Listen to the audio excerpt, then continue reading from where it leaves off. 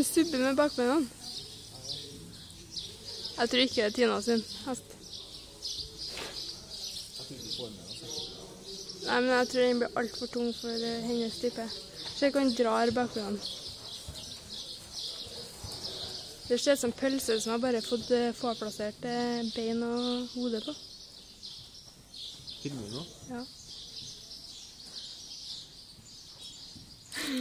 Vi er formet som en kjøttpølse.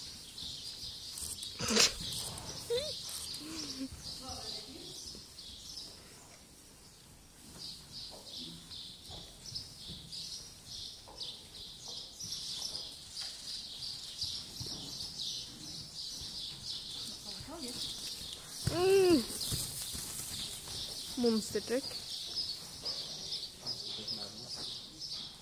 Den jeg hoppet i stad, ser ut som en sprettball som har fått på seg en bein.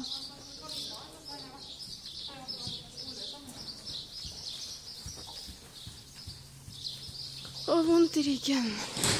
Oi, sånn. Dette er kosesysstalen hytte. Synes jeg for deg.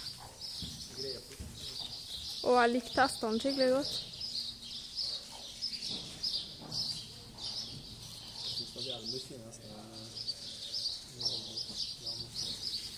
Jeg likte ikke stallen til han kisen i vet du. Det var sånn... Det var noen kjedelige, helt normale hester. Den hesten Tina har for 40 i Norge, liksom. Nei, jeg tror det. Men... ja.